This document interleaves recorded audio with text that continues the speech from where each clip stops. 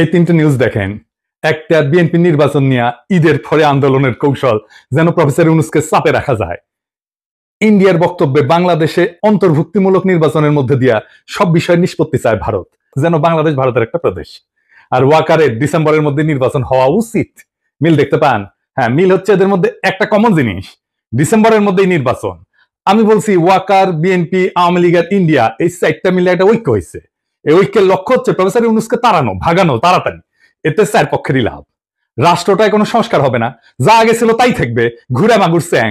আর্মির জেনারেলরা যে আকাম করছে, গুম খুনে যুক্ত ছিল, সেটার বিচার হবে না। জুলাই আগস্ট বিপ্লবে ওয়াকারের আর্মি গুলি করে মানুষ মারিছে। গতকালই নেত্র নিউজে একটা রিপোর্ট আসছে, 5ই আগস্ট সকালে আর্মি টার্গেট কইরা মাথায় গুলি করে মানুষ মারছে, টার্গেট কইরা, বিনা উস্কানিতে। এই যে এটা দেখে নিয়েন, খুব ভালো রিপোর্ট করছে এটা। এইগুলার বিচার যেন না হয়, এইটা ওয়াকার চায়। যারা গুম খুনে যুক্ত ছিল তাদের যেন বিচার না হয়, বিডিআর হত্যাকাণ্ডের যেন বিচার না হয়। শুনেন তার মুখেই। এই বর্বরতা কোনো সেনা সদস্য করেনি, সম্পূর্ণটাই তদানীন্তন বিজিবি সদস্য দ্বারা সংঘটিত। Full stop. এখানে কোনো ইফ এবং বাট নাই। এই ওয়াকারের নেতৃত্বেই প্রাণঘাতী অস্ত্র দিয়ে বিক্ষোভকারীদের গুলি করে মারা হয়েছে। আয়নাঘর ভিজিট করতে বাধা দিছে প্রফেসর ইউনূসকে। নিজে গেছে ভিজিট করতে, ওই গেছে ভিজিট করতে। ওর আর্মি অফিসাররা তো এই কাজ করেছে, ওই গেছে, যায় নাই। হাসনাতকে ডাইকা হুমকি দিছে, পরিশুদ্ধ আওয়ামী লীগ আনবে, ইন্ডিয়া সিক্যুর দিচ্ছে ইনক্লুসিভ নির্বাচন করে। ওয়াকার এরপর থেকে কে হুয়া করে সিক্যুর দিচ্ছে ইনক্লুসিভ নির্বাচন করে। এই ঐক্যে বিএনপির কি লাভ? সে আর একটা আওয়ামী লীগ হয়ে উঠতে পারবে, ফ্রি স্টাইলে লুটপাট করবে, ভোটার ছাড়া নির্বাচন করবে, গুম খুন শুরু করবে। করছিল তো 2 কোটি নাকি ভোটার, না 1.5 না 2 কোটি ভোটার ভুয়া ভোটার তালিকা করছিল। ক্রসফায়ার করবে, ক্রসফায়ার তো শুরু করছিল বিএনপি, জানেন তো। এটা নিয়ে আসি 4টা এপিসোড কইরা। আওয়ামী লীগের লাভ, তার বিচার হবে না। এত জুলুম চালানোর পরে যে দলটা নিশ্চিন্ন হয়ে যাওয়ার কথা ছিল, সে আবার ফিরে আসবে রাজনীতিতে। 75-এর পরে ফিরে আসিছে যেভাবে সেভাবে। আর ইন্ডিয়া, হাসিনা যা দিছে, যা ইন্ডিয়া সারা জীবন মনে রাখবে, সেটা অব্যাহত থাকবে। সে নদী শুকাবে, সীমান্তে বাংলাদেশি নাগরিক মারবে, বাংলাদেশের বাজারে তার পণ্য বেচবে, ভোমা পেঁয়াজ খাওয়াবে 300 টাকা কেজিতে। তারপরে বলবে তোমাদের রান্নাঘরে চলে না আমাদের খাবার ছাড়া, আমরাই তো তোমাদের খাওয়ায় বাঁচায় রাখতেছি। রোগী ধরে নিয়ে যাবে ইন্ডিয়ায়। তারপরে বলবে আমাদের এখানে না আসলে তোমাদের গতি কি? চিকিৎসাই তো হবি না তো ঘেরে। বাংলাদেশের চাকরির বাজারে সব টপ পজিশন গুলো নিয়ে নেবে, আর কি ট্রানজিট নেবে বাংলাদেশের মধ্যে দিয়া। এই তো প্রফেসর ইউনূস অসংখ্যবার বলছে ডিসেম্বর থেকে জুনের মধ্যে নির্বাচন দিবে। এই সময়টা লাগবে তার সংস্কার করতে, এটা সহ্য হতেছে না। কারণ সংস্কার করলে তো সেই রাষ্ট্রে যথেচ্ছাচার চালানো যাবে না, ভারতীয় আধিপত্য চালানো যাবে না, লুটপাট চালানো যাবে না, আয়না ঘর বানানো যাবে না। এই সংস্কার কেন দরকার একটু বুঝে দেখি, আসেন। রাষ্ট্র কিছু প্রতিষ্ঠানের মিলিত শক্তি। একটা বিল্ডিং যেমন থামের উপরে খাড়ায় থাকে না, রাষ্ট্র দাঁড়ায় থাকে ইনস্টিটিউটের উপরে। যেমন ধরেন আদালত একটা ইনস্টিটিউট বা প্রতিষ্ঠান, আমলাতন্ত্র বা ব্যুরোক্রেসি একটা প্রতিষ্ঠান, মিডিয়া একটা প্রতিষ্ঠান, সেনাবাহিনী একটা প্রতিষ্ঠান, পুলিশ একটা প্রতিষ্ঠান, এমনকি বাজার একটা প্রতিষ্ঠান, অর্থনৈতিক ব্যবস্থা একটা প্রতিষ্ঠান, শেয়ার মার্কেট একটা প্রতিষ্ঠান, নির্বাচন কমিশন একটা প্রতিষ্ঠান। এগুলো কিসের উপরে টিকে থাকে, কার্যকর থাকে কিভাবে? একটা জিনিসে, একটা মাত্র জিনিসে এগুলো কার্যকর থাকে, সেটা হচ্ছে ট্রাস্ট বা বিশ্বাস। আপনার আদালতের উপরে বিশ্বাস থাকতে হবে যে আপনি ওখানে যে ন্যায় বিচার পাবেন। পুলিশের কাছে গেলে আপনি নিরাপত্তা পাবেন, বিশ্বাস থাকতে হবে। নির্বাচনে অবাধে ভোট দিতে পারবেন, এই বিশ্বাসটা থাকতে হবে। প্রশাসনের কাছে গেলে বিনা ঘুষে সেবা পাবেন, এই বিশ্বাস থাকতে হবে। আর্মি আমার রাষ্ট্রকে নিরাপত্তা দেবে, এই বিশ্বাসটা থাকতে হবে। সরকারি হাসপাতালে গেলে রোগের সুচিকিৎসা পাবেন, এই বিশ্বাসটা থাকতে হবে।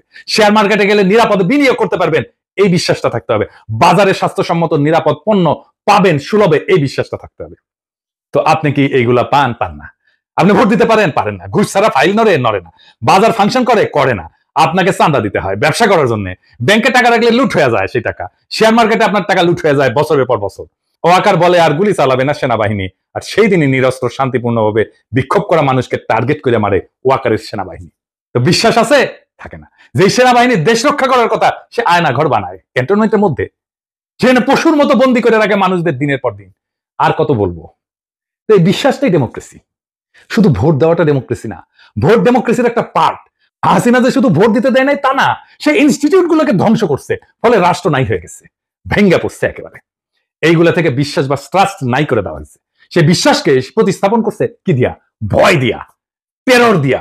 ডেমোক্রেসির মধ্যে বিশ্বাসকে ভয় দিয়া প্রতিস্থাপন কইরা স্বৈরাচার হয়, ফ্যাসিবাদ হয়।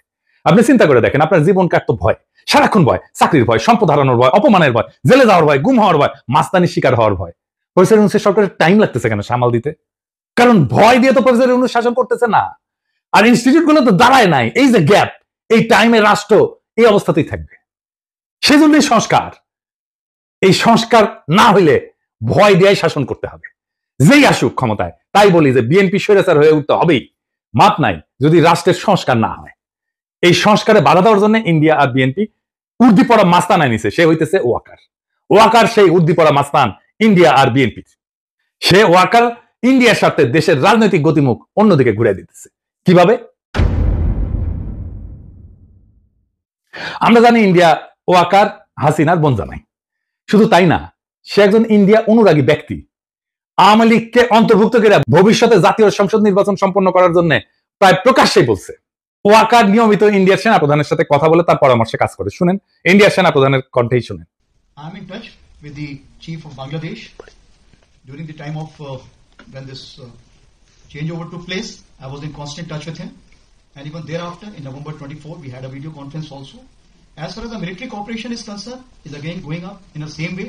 Our officers have moved there for the NDC also. There is no let up on that side. When we talk about the relationship we should talk about when there is an elected government. So as of now, the relationship is with the military is well and perfect. এটা ভারতীয় সরকারের পক্ষ থেকে বারংবার দাবি করা হয়েছে। ভারতীয় মিডিয়ায় পালকি শর্মা ওয়াকারকে ভারতপন্থী জেনারেল বলে পরিচয় করায় দিয়েছে। শুনেন। But the army chief is against it. He is seen as a pro-India officer. Fascist হাসিনার পক্ষ অবলম্বন করে সে এই অপরাজনীতি করেই চলতেছে। এর বিপরীতে অন্তর্বর্তীকালীন সরকারের প্রধান উপদেষ্টা ডক্টর মোহাম্মদ ইউনূস কোনো রাজনীতি বুঝেন না বা করেনও না, অথবা করতে পারেন না। কিন্তু বিএনপির বিপরীতে ব্যাপকভাবে তার জনপ্রিয়তা বাড়তেছে। এর কারণ কি? তিনটা কারণ, প্রধান কারণ। প্রথমত, তার সরকার দুর্নীতিমুক্ত। তিনি খুনি হাসিনার আমলে যেভাবে বাংলাদেশকে লুটপাট করে দেউলিয়া করে ফেলা হয়েছে তার শক্ত হাতে বিচার করতে চান।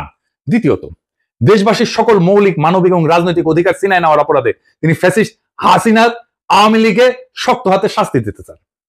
3 নাম্বার, বাংলাদেশ স্বাধীন হওয়ার পরে গত 53 বছর ধরে এদেশের ভাগ্য নিয়ে ইন্ডিয়া যেভাবে সিনেমিনি খেলছে এবং দীর্ঘ 15 বছর ফ্যাসিবাদী দুঃশাসনকে সমর্থন দিয়ে তারা বাংলাদেশকে যেভাবে ভুগাইছে, তাতে তিনি ক্ষুব্ধ এবং ক্রুদ্ধ। দেশবাসীকে বোকা ভাবার কোনো কারণ নাই। মানুষ বোঝে কেন আজ অধ্যাপক মোহাম্মদ ইউনূসকে সমর্থন করতে হবে। অভিন্ন কারণে সশস্ত্র বাহিনীর 95% সদস্য বুঝে এই অন্তর্বর্তীকালীন সরকারের প্রধান উপদেষ্টার পেছনে কেন একজোট হয়ে দাঁড়াইতে হবে। কারণ এটা বাংলাদেশের স্বাধীন অস্তিত্ব এবং সার্বভৌমত্বের প্রশ্ন। স্বাধীন সত্তা নিয়ে ইন্ডিয়ার মুখোমুখি দাঁড়ায় আপন দেশের জনগণের স্বার্থে রাষ্ট্র পরিচালনার বিষয়। আর সেই দেশবাসীরা যখন দাঁড়ায় যায়, তখন জেনারেল ওয়াকার সহ অল্প কিছু কর্মকর্তা ভিন্ন কিছু করার সুযোগ হারায় যায়। গত পরশুদিন বুধবার ঢাকা সেনানিবাসের সেনা প্রাঙ্গণে অফিসার্স অ্যাড্রেসে সেনা প্রধানের দেওয়া বক্তব্য বইলা গণমাধ্যম এবং সামাজিক মাধ্যমে যা প্রচার করা হয়েছে তা বিশ্লেষণ করলে 3টা সত্য উদ্ঘাটিত হয়। কি কি? 1 নাম্বার, ফ্যাসিবাদী দল আওয়ামী লীগের কার্যক্রম নিষিদ্ধ হওয়ায় জেনারেল ওয়াকার সহ তার ঘনিষ্ঠ সহযোগীদের ছোট্ট গ্রুপটা খুবই বিক্ষুব্ধ হয়ে পড়ছে। কোনো কারণ না থাকার পরেও এই ক্ষুদ্র গোষ্ঠীটি বিচারের মুখোমুখি হওয়ার ভয়ে বা চাকরি হারানোর ঝুঁকিতে ক্লান্ত, হতাশ এবং কাতর হয়ে পড়ছে। দ্বিতীয়ত, সেই কারণে তারা অন্তর্বর্তীকালীন সরকারের সংস্কার কার্যক্রম, রোহিঙ্গা প্রত্যাবর্ষণের লক্ষ্যে গৃহীত পদক্ষেপ এবং জুলাই ঘোষণা এবং প্রক্লেমেশনকে বাধাগ্রস্ত করার উদ্যোগ নিচ্ছে। তৃতীয়ত, সরাসরি জাতীয় স্বার্থের বিরুদ্ধে অবস্থান নিয়ে এই গোষ্ঠীটি শত্রু ভাবাপন্ন ইন্ডিয়ার স্বার্থকে অগ্রাধিকার দিচ্ছে। প্রতিবেশী এই দেশটার পক্ষ নিয়ে তাদের এজেন্ট হিসেবে বাংলাদেশ বিরোধী কার্যক্রমে লিপ্ত জনধিকৃত ফ্যাসিস্ট দলটিকে সঙ্গে নিয়ে সকল দলের অংশগ্রহণের মধ্য দিয়া অন্তর্ভুক্তিমূলক জাতীয় সংসদ নির্বাচনের তত্ত্ব হাজির কইরা প্রধান উপদেষ্টার উপর চাপ সৃষ্টি করতেছে। জাতীয় স্বার্থ বিরোধী অন্তর্ঘাতমূলক অপকর্মে জড়িত জেনারেল ওয়াকার চক্র ইন্ডিয়ার পাশাপাশি বিএনপিকে তাদের সাথে যুক্ত করতে পারছে। লক্ষ্য করলে দেখবেন, একদিকে ইন্ডিয়া একের পর এক বাংলাদেশের স্বার্থ বিরোধী নানান ব্যবস্থা নিচ্ছে, অন্যদিকে বিএনপি দেশব্যাপী অস্থিতিশীলতা সৃষ্টি করার লক্ষ্যে লাগাতার ভাবে নানা ক্ষতিকর কর্মসূচি দিয়ে যাচ্ছে। সেনাপ্রধান, ইন্ডিয়া এবং বিএনপির মধ্যে আজ যে রাজনৈতিক সমঝোতা গড়ে উঠছে, এইটা তার ইঙ্গিত বা প্রমাণ। শুধু তাই না, দেশবাসী বিস্ময়ের সঙ্গে লক্ষ্য করতেছে মাঝে মধ্যেই জেনারেল ওয়াকার চাকরিজীবী হিসেবে তার সরকারি চাকরির কাজের সীমানা অতিক্রম করে রাজনীতি নিয়ে বিতর্কিত মন্তব্য করে যাচ্ছে। তার পছন্দের নিষিদ্ধ দলটার পক্ষ অবলম্বন করে সশস্ত্র বাহিনীকে অপব্যবহারের চেষ্টা চালাচ্ছেন, যা ফ্যাসিবাদের অন্ধকার যুগে কখনোই তাকে করতে দেখা যায়নি। ফ্যাসিবাদের অন্ধকার যুগে কখনোই সে সরকারের উপরে চাপ সৃষ্টি করে নাই। তিনি তখন খুনি হাসিনাকে সেবা দান এবং ঘাতক, হন্তারক এবং লুটেরাদের ক্ষমতা নিরঙ্কুশ এবং চিরস্থায়ী করার কাজে ব্যস্ত ছিলেন। বিগত মাসগুলোতে ইন্ডিয়ার পত্রপত্রিকায় বাংলাদেশের রাজনৈতিক পরিস্থিতির ব্যাপারে যে সমস্ত বৈরী সংবাদ বিশ্লেষণ প্রকাশিত হয়েছে, এর অনেক কিছুই গত বুধবার সেনাবাহিনী প্রধানের কণ্ঠে উচ্চারিত হয়েছে। এতে বাংলাদেশ রাষ্ট্র, অন্তর্বর্তীকালীন সরকার এবং জুলাই গণ অভ্যুত্থানের প্রতি তার আনুগত্য নিয়ে দেশবাসীর মনে গভীর প্রশ্ন সৃষ্টি হয়েছে। এতে আমরা শঙ্কিত, হতাশ এবং বিক্ষুব্ধ। উদ্ভূত পরিস্থিতিতে আমরা অন্তর্বর্তীকালীন সরকারের প্রধান উপদেষ্টা অধ্যাপক মোহাম্মদ ইউনূসের কাছে দাবি জানাচ্ছি, গত বুধবার সেনা কর্মকর্তাদের উদ্দেশ্যে দেওয়া সেনা প্রধান জেনারেল ওয়াকারুজ্জামানের বক্তব্য অতি সত্বর রেডিও, টেলিভিশন সহ গণমাধ্যমে প্রকাশ করুন। অফিসারদের উদ্দেশ্যে দেওয়া বক্তৃতায় তিনি কি বার্তা দিচ্ছেন এবং কোন প্রশ্নের কি জবাবে কি বলছেন, এর ধারণকৃত বিবরণ রেকর্ডেড অ্যাকাউন্ট দেশবাসী শুনতে চায়। আর আপনারা জানেন প্রফেসর ইউনূস বিএনপির চাপ আর ওয়াকারের বেদ্যপিতে পদত্যাগের সিদ্ধান্ত নিয়েছেন। এর দায় ওয়াকার এবং বিএনপির। এখন করণীয় কি? ওয়াকার আর বিএনপিকে আমি একটা থিওরিটিক্যাল অবস্থার কথা বলি।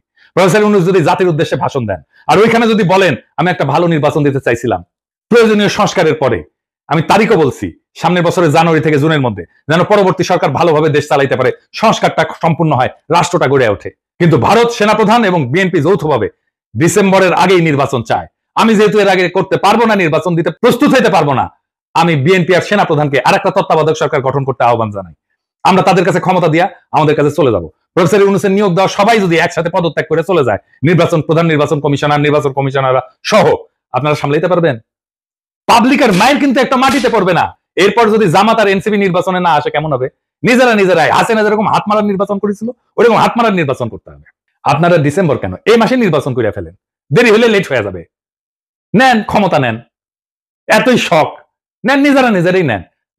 আমির খসরু মাহমুদের প্রধান উপদেষ্টা বানান, দেখি উই নাকি কয়েক মাসের মধ্যে নির্বাচন করে দেবে, করুক না। মির্জা ফখরুলকে প্রধান নির্বাচন কমিশনার বানিয়ে দেন। একটা ভাঙা রাষ্ট্রকে গুছাইতে সময় লাগে, আর সেই সময়টা দিতেই চায় না যারা ভাঙার কারিগর। ওয়াকার, ইন্ডিয়া, বিএনপি, আওয়ামী লীগ 4 জনে মিলে একটা অশুভ ঐক্য তৈরি করছে, যাতে রাষ্ট্রটা আর কখনো ঠিক না হয়, বিচার না হয়, সংস্কার না হয়, ইনস্টিটিউশন না দাঁড়ায়। ভয়টা থেকেই যায়, কারণ ভয় থাকলেই তারা শাসন করতে পারবে। কিন্তু ভয় আর বিশ্বাস, এই দুয়ের মধ্যে বেছে নিতে হবে বাংলাদেশকে, আমরা কোনটা চাই। প্রফেসর ইউনূস ভয় দিয়ে শাসন করতে চায় না, তাই তিনি বলছেন সংস্কার ছাড়া নির্বাচন মানে প্রতারণা। অথচ ওয়াকাররা বলতেছে ডিসেম্বরেই ভোট করো। কেন? কারণ জনগণ যদি একটু সময় পায়, যদি ইনস্টিটিউট দাঁড়ায় যায়, যদি মানুষ বুঝে পেলে তার অধিকার কি, তাহলে আর ভয় দিয়ে শাসন করা যাবে না। ওইখানেই তাদের ভয়। এই নির্বাচন মানে আরেকটা স্পিড ব্রেকার, যাতে ট্রাস্ট বা বিশ্বাস তৈরির কাজ থেমে যায়, জনগণের ক্ষমতা না বাড়ে। তাই বলছি এখনই সময় তাদের এই অশুভ ঐক্যের বিরুদ্ধে জনগণের ঐক্য করার। বিএনপি, আওয়ামী লীগ, ওয়াকার আর ভারতের এই অশুভ ঐক্য ভাঙা দিতে হবে। প্রফেসর ইউনূসকে সময় না দিলে এই রাষ্ট্রে শুধু সরকার বদলাবে, শাসন বদলাবে না, শুধু মুখ বদলাবে, হিংসা আর লুটপাটের কাঠামো থাকবে আগের মতোই। তাই প্রশ্ন একটাই, আপনি কি ভয় দিয়ে শাসিত হতে চান, নাকি বিশ্বাসের উপরে দাঁড়ানো একটা স্বাধীন গণতান্ত্রিক রাষ্ট্র চান? উত্তর শুধু আপনার না, পুরো জাতির। এবং যদি জাতি ঠিক করে, তবে এই ডিসেম্বর তাদের ডিসেম্বর হবে না, আমাদের হবে। ইনকিলাব জিন্দাবাদ।